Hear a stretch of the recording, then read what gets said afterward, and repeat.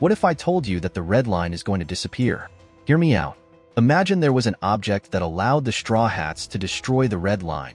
We've already witnessed the power of the ancient weapons, capable of erasing entire islands like Lelusia. What if the One Piece itself is an object with the power to achieve this? Or perhaps it's something that enables the user to connect these ancient weapons. Oda has confirmed that the One Piece is a tangible object, after all. When Roger and his crew reached Raftel, they laughed, and Roger mentioned that they arrived too early. The time wasn't right.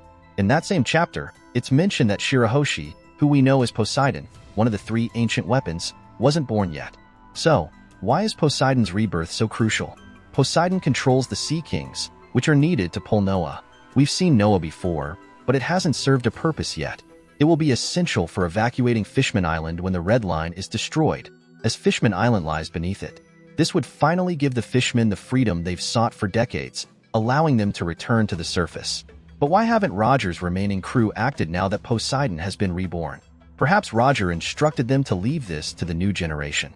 As Rayleigh says, referring to the new generation, now it's their time to have fun. Roger would have probably said that. Why would the Straw Hats want to do this? Let's dive into their dreams. Luffy wants to be the king of the pirates and the freest person in the world.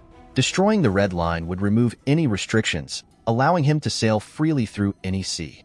Sanji dreams of finding the All Blue, which would be created if the 4 seas, North Blue, South Blue, East Blue, and West Blue, merged after the red line disappears.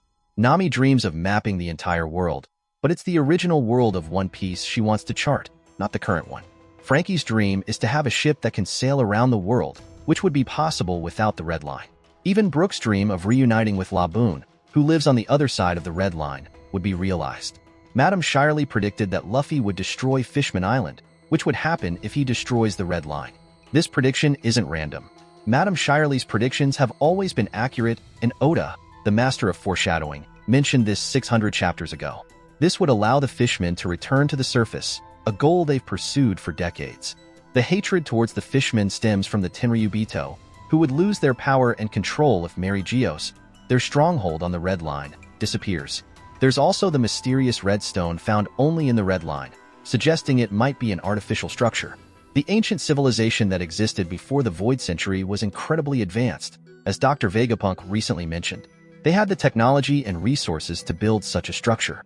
During the Void Century, there was a great war between Joy Boy and the 20 Kingdoms, which later became the world government.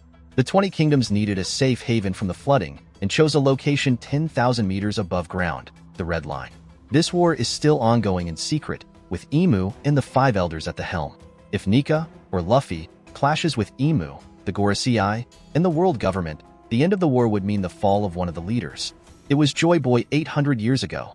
This time, it might be Imu, leading to the Red Line's destruction.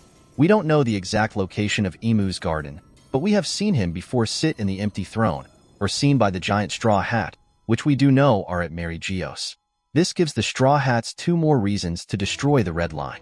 Luffy being Nika, the sun god of liberation, and knowing his relationship with the Tenryubito, he would have a clear motivation to destroy the land where they live, not just lead by a personal grudge in relation to what happened and what he saw during the Sabaody arc. But as Nika, the warrior of liberation, as it has been mentioned before by the 5 Elders, that all fruits have a will of their own, this would probably be the will of his fruit, liberating the world from slavery and oppression, as we see with Boa Hancock's upbringing and the use of slaves for hard labor such as operating runways, the Tenryubito, and the world government, while at the same time freeing the Gyojin, as the Gyojin Island, being under the Red Line, would be destroyed, meaning they would go to the surface. Secondly, destroying the Red Line aligns with the crew's dreams.